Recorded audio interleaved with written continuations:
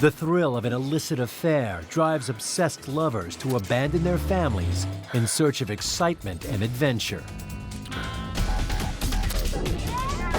But when their wild parties spiral out of control, a deadly deed forces them to go on the run in a sensational, wicked attraction.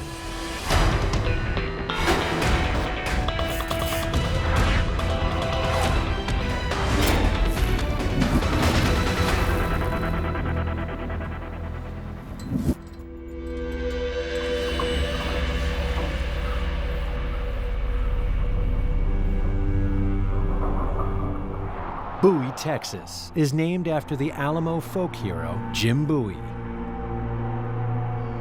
At less than 4 square miles, the one-time frontier town an hour and a half northwest of Dallas is a pinprick on a map. For the 5,000 residents, small-town values bind the community together. In November 2001, there's concern for James and Ulane Christmas. They didn't show up for church, and no one's heard from them since Thanksgiving dinner 4 days earlier.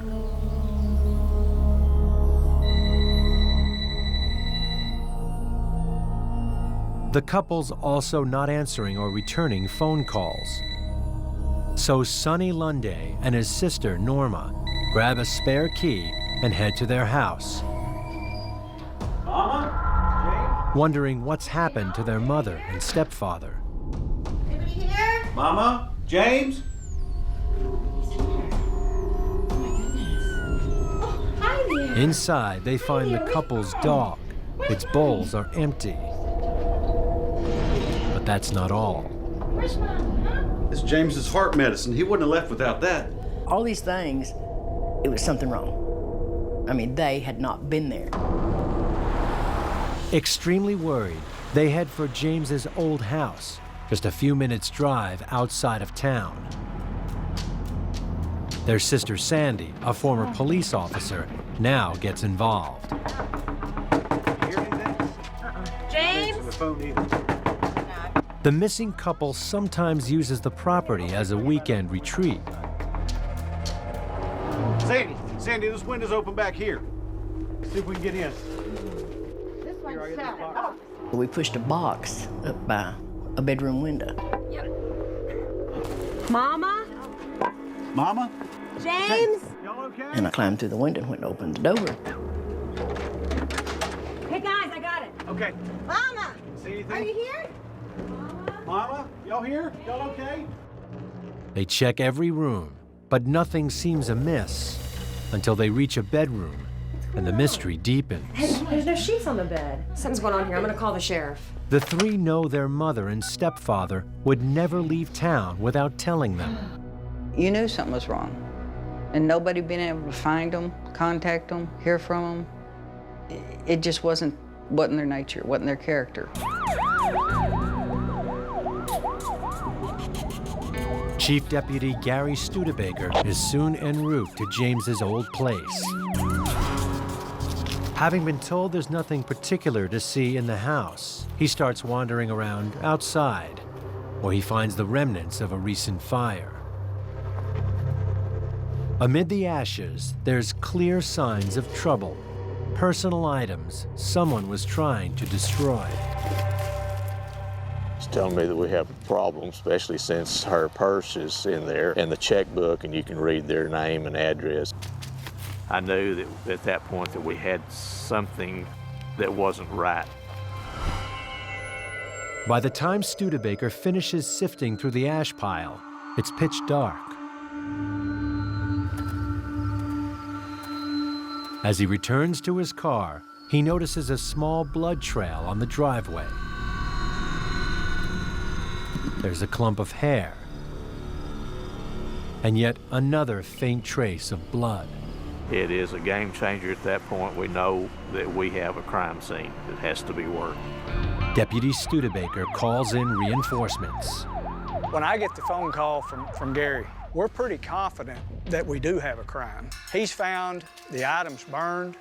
He's found items of biological evidence on the front porch. So we're going to push pretty hard right away. We didn't believe at all that they were missing by their own account.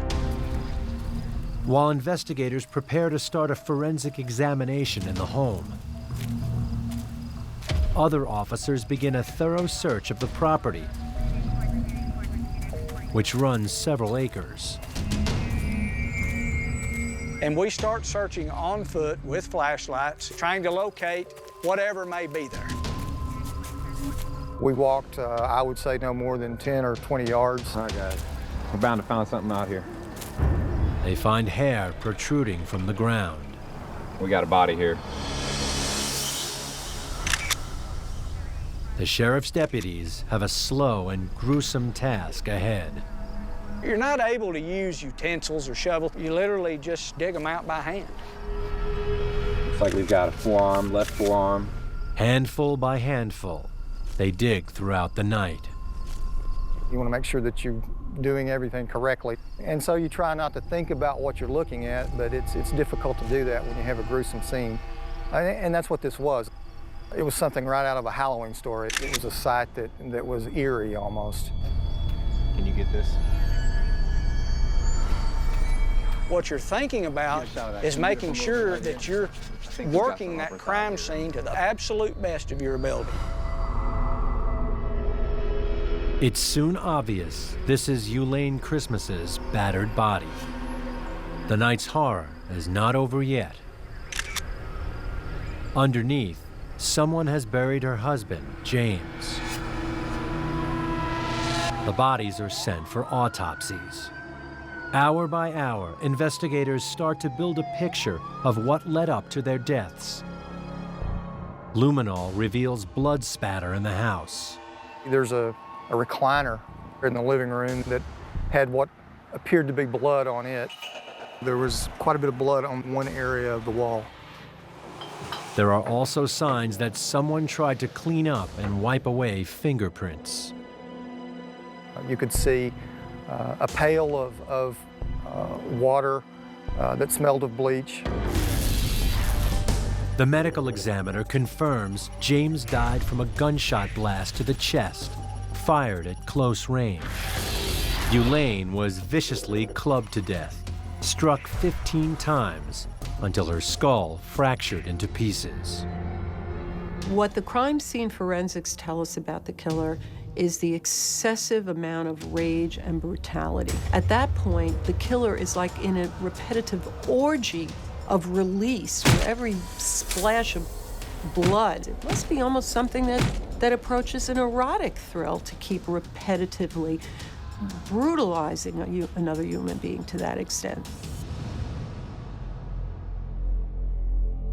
Ulane and James both have children who are devastated to learn the full savagery of the murders. All four of us just broke down.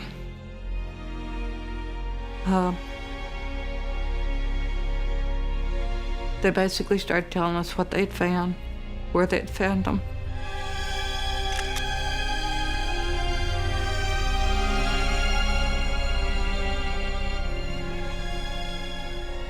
You're in such a state of shock that it's hard for you to comprehend that somebody could actually do something like that.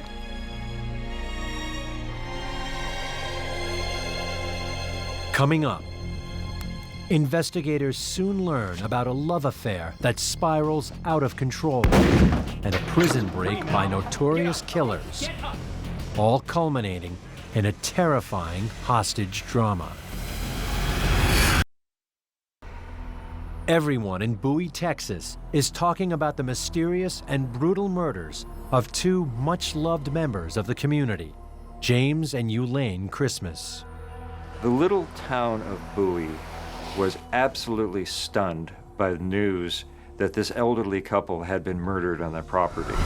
They were well-known and well-liked, and the thought that somebody had killed them and then half buried them on the property shocked this town. With no obvious enemies, investigators delve into James and Ulane's past to try and find who might have wanted them dead. James and Ulane were in their late 70s and both widowed. They meet 5 years earlier at a church dance after James, a retired carpenter, moves to Bowie. It's love at first sight. They soon marry. We used to always laugh and told them they were acted like little high school kids on their first crush, holding hands and walking and just talking to each other. It was just like watching two kids and their first love.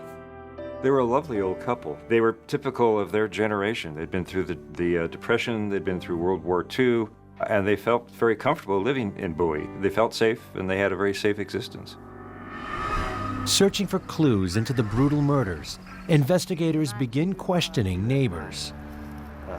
It was about the biggest thing that happened in Montague County, I guess, ever. Something like that. And to be next door, it was really, really heartbreaking. Virginia Tate tells investigators trouble has been brewing at the couple's second home for several weeks. Grandpa, look who it is. She reveals that's when James Christmas's step-granddaughter, Crystal, her boyfriend, and a teenager arrived out of the blue. Hi, Elaine. Hi. It's so good to see you. So where you all staying? Well. Oh, you looking for a place? We don't really know We've yet. got plenty of room here. Really? Yeah. And Mother and James both told them they could stay there for as long as they wanted to, as long as they took care of the place. That was just the way they were. If they could help somebody, they would. James and Ulane soon start to regret inviting them to stay, as the trio become the house guests from hell. You didn't throw it up high enough. Come on. Virginia complains to James when her peace is shattered by wild gunfire. I'd come in from church and we heard a bunch of shooting and taking on over there, you know, and I went over there and said something to Mr. Christmas about it. What the hell? He said he was letting him live there. Yeah!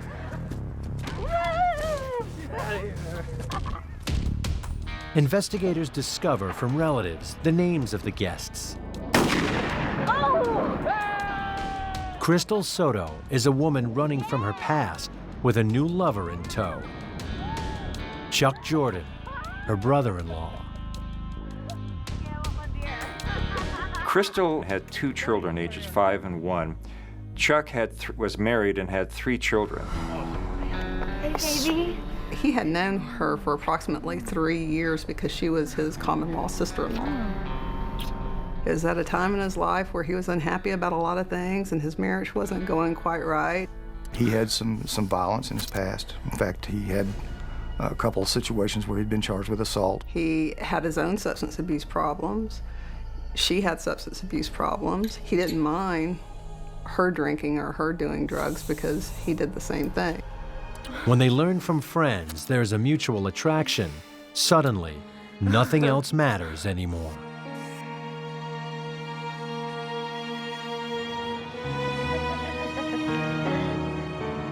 They begin a torrid affair, full of promise for a better tomorrow. I feel like a fresh start in a new town would do us good. Crystal Soto was madly, head over heels in love with Chuck. He was her soulmate, and he's just as infatuated with Crystal as she is with him. This attraction was like a drug for the two of them, a highly eroticized relationship. They just went to each other like it was magnetic force.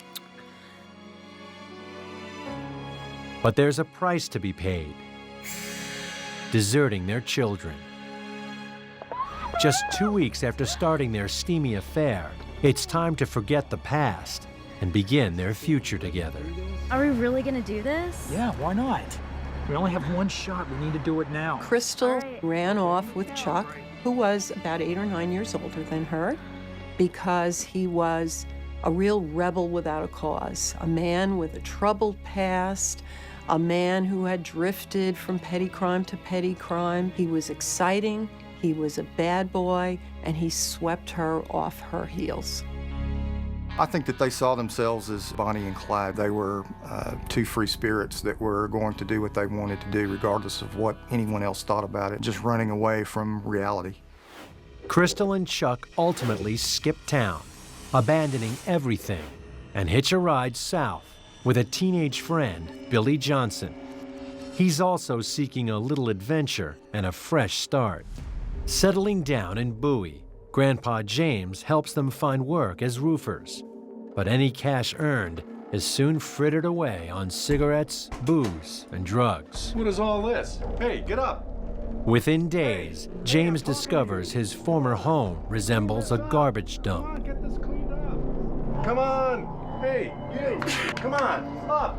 Clean this stuff up! Are you kidding me? No. Yes. The kids were tearing the house up, and there'd be beer bottles and whiskey bottles and everything else all thrown all over the house. Even worse, James is embarrassed because neighbors like Virginia Tate are complaining. And I said, I just wanted to let you know that what they'd been doing. He was letting them live there, and they were supposed to have been helping him, and he said all they're doing is drinking and drugging, and it don't seem like they're going to be helping me do anything. As the complaints continue to mount, the relationship between James and his guests deteriorates even further. I'm really getting tired of him. We would have cleaned that place up as soon as we would have got up. Ulane reveals to her daughter that she and James have had enough and are going to demand their guests leave. I said, Mother, please do not go out there by yourself. You don't know what these people are capable of and what they might do. I said, call the sheriff's department, have them go out with you. Oh, no, we'll be okay, we'll be okay. They're not gonna hurt us. Where are we supposed to go? Listen, the place is a pigsty. I don't care where you go. We have nowhere else to live. I don't care where you go. You gotta get out of here. They believed that they could go rationally and say, look, you people have to move on. They really miscalculated. No, you don't need to live here. You need to live somewhere. You know what? Now get out of here now before...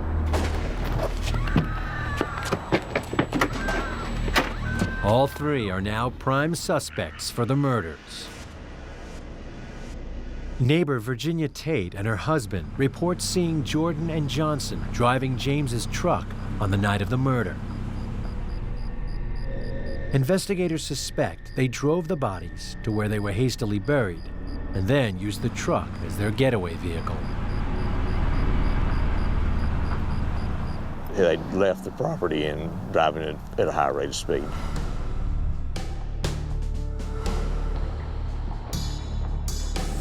Sheriff's deputies pressed Jordan and Soto's relatives for clues as to where they may be heading and also obtain wiretaps. They are soon confident the trio are 2,000 miles away, hoping to stay with some of Crystal's relatives. We were pretty sure that they were headed to Washington State and Alaska where they had family members where they could get some help. Police all over the Northwest are put on the lookout for the dangerous fugitives. The search ends in Shelton, Washington State.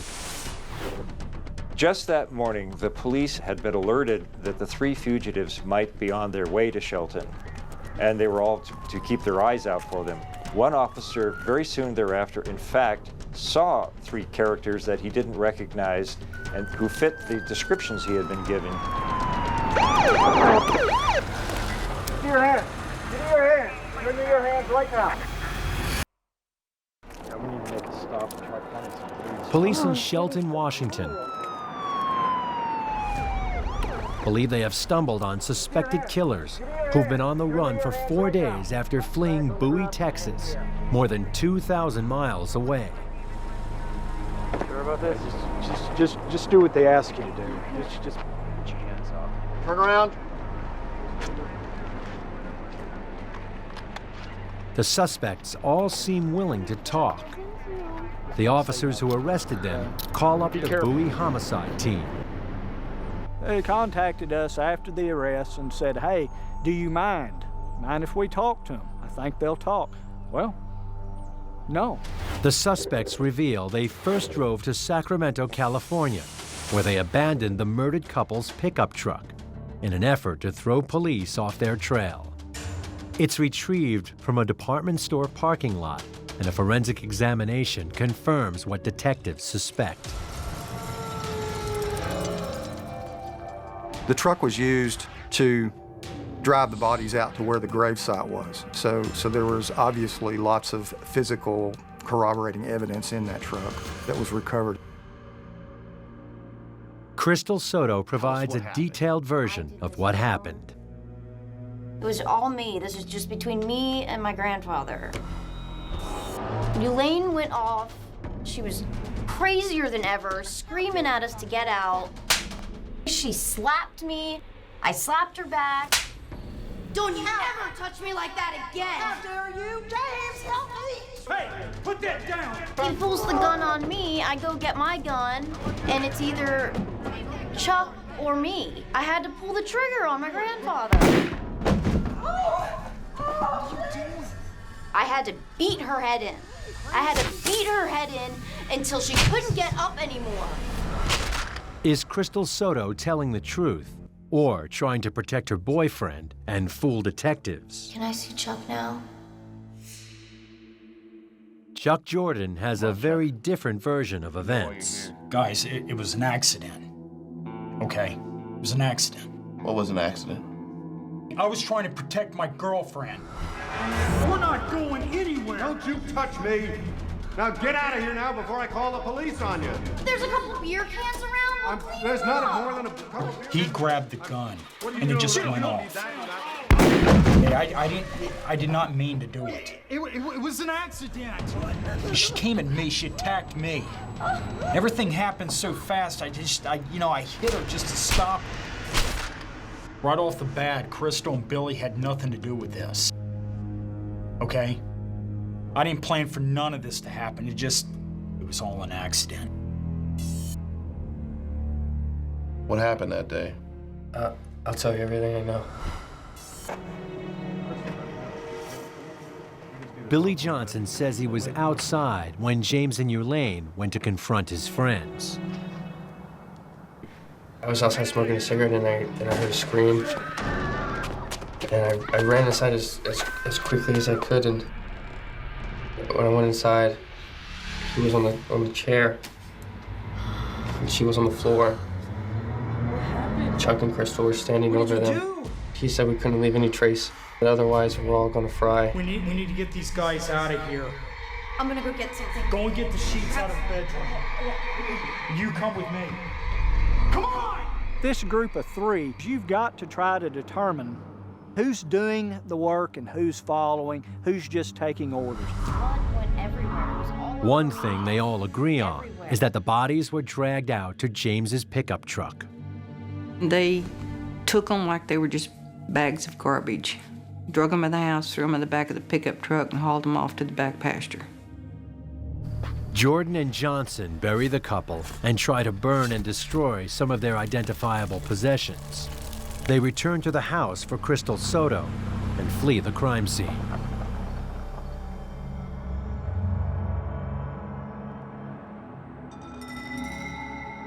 Police still don't know for sure who committed the murders, but believe Billy Johnson is only involved in the aftermath. The three suspects are extradited back to Bowie, Texas.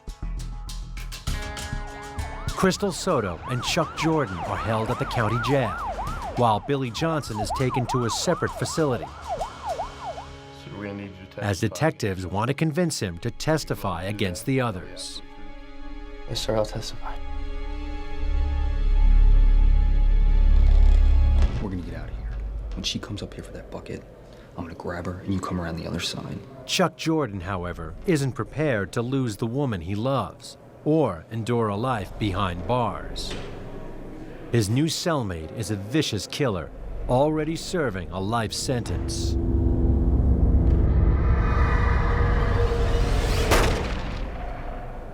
Chuck was put into a cell with Curtis Gamble, a hardened criminal who with a friend had been convicted of the murder of a 16-year-old high school cheerleader.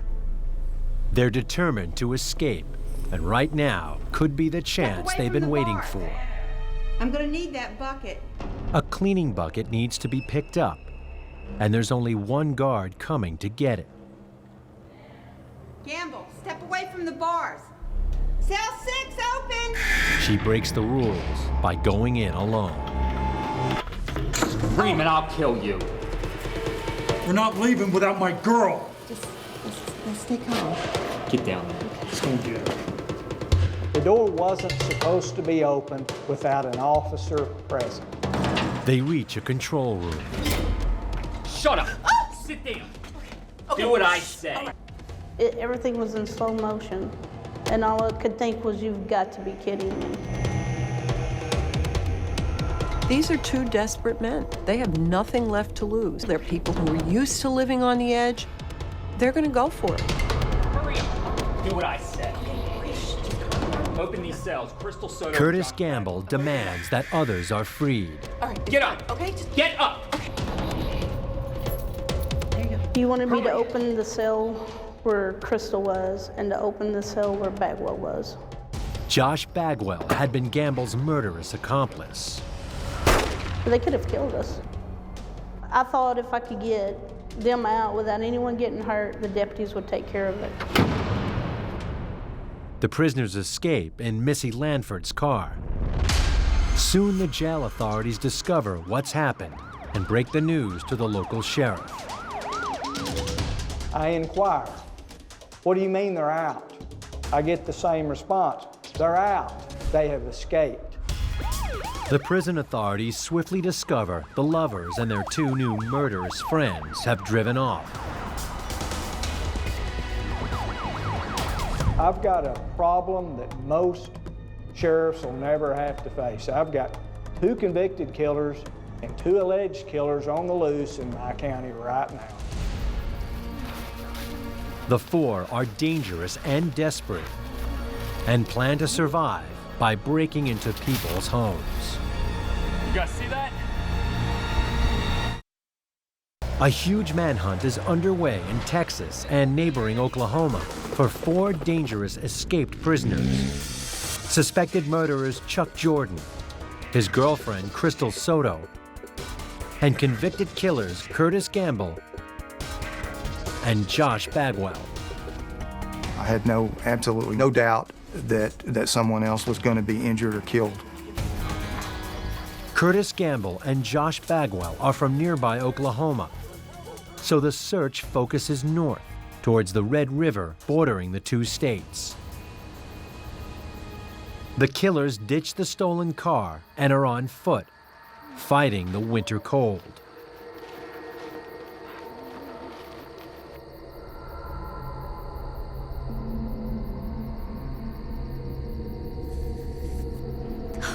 We're going to find a place to break into, okay? We'll find a place, okay, when we get warm again. Once they were on the run, Crystal and Chuck soon discovered that there would be nothing romantic about being fugitives one more time.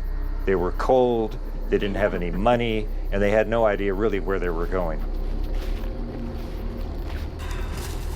You guys see that? We're safe. Oh my gosh.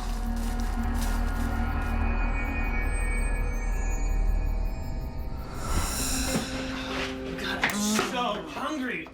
They break into an isolated house in search of anything useful they can lay their hands on. Look at what I found. Not only did they find plenty of food and warm clothing, but they also discovered a gun with ammunition, and outside, a pickup ready for them to steal. It's been 8 days since the jailbreak. Authorities are hoping the fugitives will contact relatives and reveal where they are. The 4 arrive in the town of Ardmore, Oklahoma, Yeah, I just need to get some money from you. where Chuck Jordan makes the mistake of lingering on a payphone. I just need to get some money. When do you think you can send it? Because I need it like right away. The police were tapping all of their relatives' telephones, hoping for a break like this to occur. The following day, he's back again and snared in a stakeout. Please, don't move! Don't move! Don't move! Stop, get on the ground. Hands down. Up the sky. Up the sky. Got him? Got him. Dude, you see the cops out there?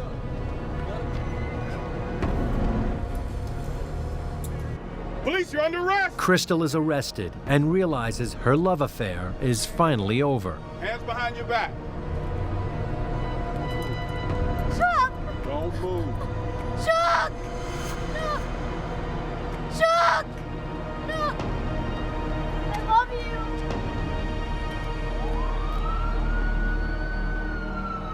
you! But convicted murderers Curtis Gamble and Josh Bagwell are not planning to simply give themselves up. It's our turnaround. The store owner is now a hostage. Now we've got these two vicious killers holed up in a convenience store with a hostage, getting drunk. This is a hostage negotiator's worst nightmare. How you doing, man? Having fun? Oh, come on! Prosecutor Tim Cole soon arrives, convinced that blood will spill before the night is over. I was absolutely convinced they won't be taken without a fight because Curtis Gamble and Joshua Bagwell had absolutely nothing to lose at that point. All the way. With a gun, a hostage, and no shortage of free beer, escaped murderers Curtis Gamble and Josh Bagwell are in no hurry to surrender. And authorities are facing a daunting task: negotiating with the two men. 4 years earlier, Tim Cole was the prosecutor when Bagwell and Gamble were given life sentences for killing a young teen. Gamble is the most cold-blooded individual I've ever met in my prosecution career. She was a pretty suburban high school girl. She had just been elected homecoming queen at her school, and she was looking at the brightest possible future. In October of 1996, she makes a costly mistake. She sneaked out of the house and met up with a couple of guys she knew. Josh Bagwell, Curtis Gamble, and a third youth, and pretty soon they were drinking together, and she had a lot to drink. I recall describing that as crawling out her window into the arms of the devil. At least two of these guys, and possibly all three of them, just took advantage of the situation and while she was passed out.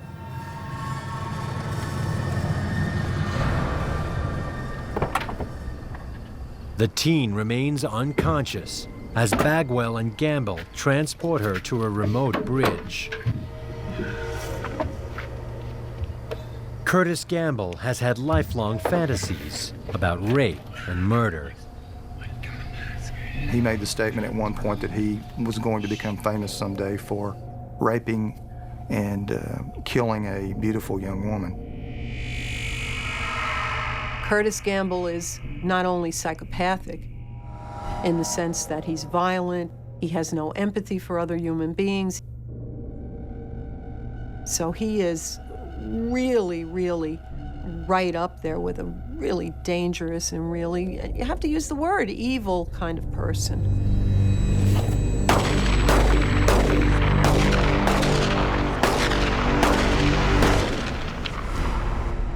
Now he and his twisted friend have another gun, a fresh hostage, and are getting drunker by the minute. These guys were as dangerous as anybody that has ever been prosecuted anywhere. Got a gun. Got a gun. Escaped prisoners and suspected killers Crystal Soto and Chuck Jordan have been arrested in Ardmore, Oklahoma in an undercover police operation.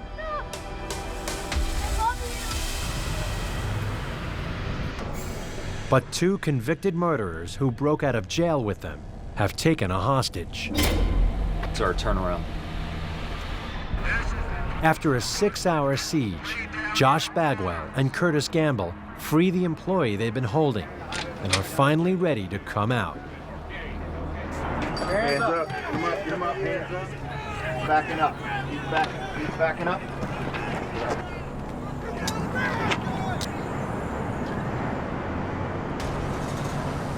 He's got a gun.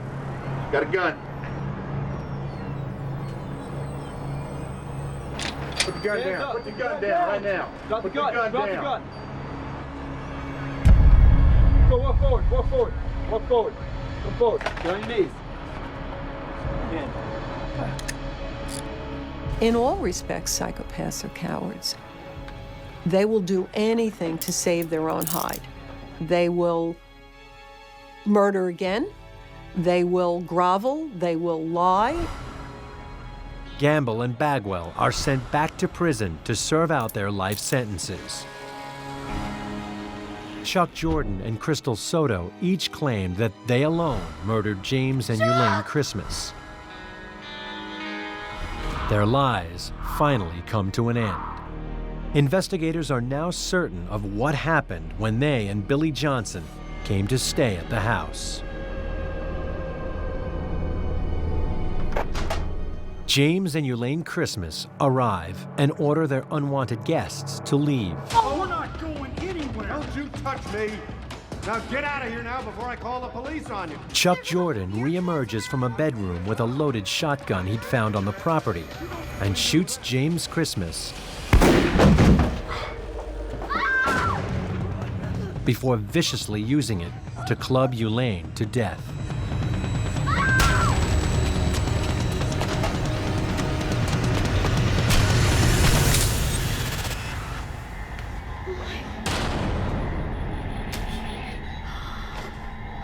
What did you do? Clean this place or we're all gonna fry. I'm gonna go get something. Go and get the sheets out of the bedroom. You come with me. Come on! Crystal Soto runs to grab sheets so that the bodies can be removed,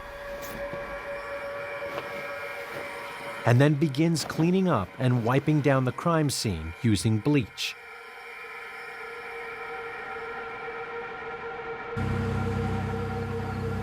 Meanwhile, Jordan and Johnson drag the bodies to the Christmas's truck and then find a spot to bury them on the property.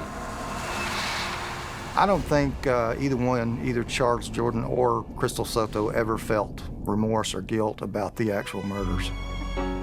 They were more wrapped up in the relationship between the two of them than in any thoughts about what had happened, what they'd done.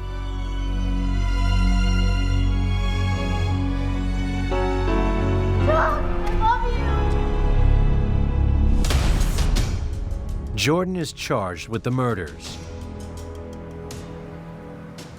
while Soto and Johnson are only charged with theft and tampering with evidence, a decision that angers Ulane's family. All three of them never showed any type of remorse. It was no big deal. So what? Just killed two old people.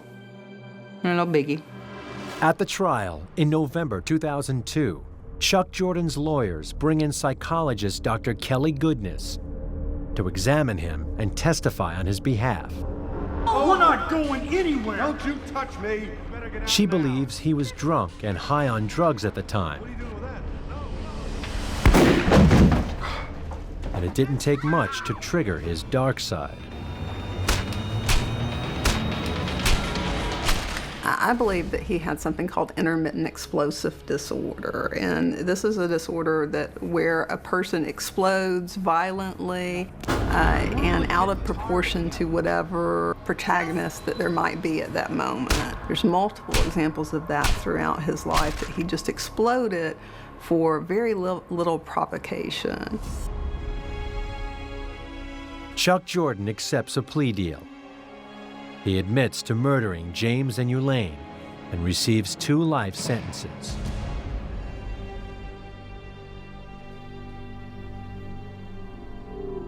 In 2003, guards discover he's tried to escape again. Only this time, without unlocking his cell. What he did was he hoarded medication and took a bunch of it at one time.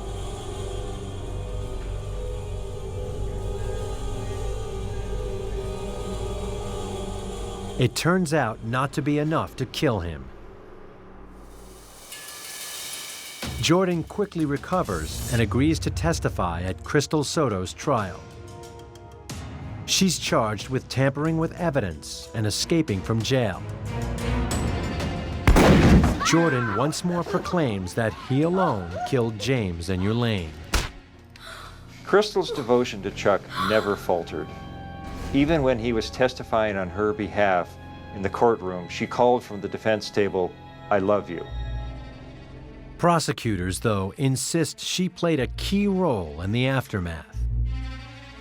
Crystal certainly is the cleanup person. They certainly were partners when it did happen, and they certainly pulled together. Crystal is sentenced to 30 years behind bars. Billy Johnson, a minor at the time of the murders, is sentenced to 10 years in prison for his role. He is released in November 2011. 20 miles outside of Bowie, James and Ulane are buried side by side in a family plot.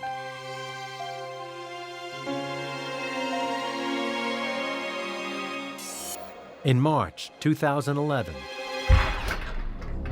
Chuck Jordan makes his final escape by hanging himself in his cell.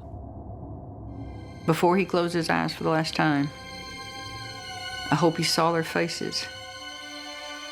And I know that if he asked them to forgive him, they would. But I never will. I'll never forgive any of them. They deserve anything and everything they're getting. Crystal remains behind bars. The wicked attraction was an obsessive love. It's a highly sexualized relationship. They really just meshed with each other. The brutality was opportunistic. I'm not sure it was an outgrowth of their love. They have this potential for action because they're uninfluenced by any remorse and they're living right in that moment.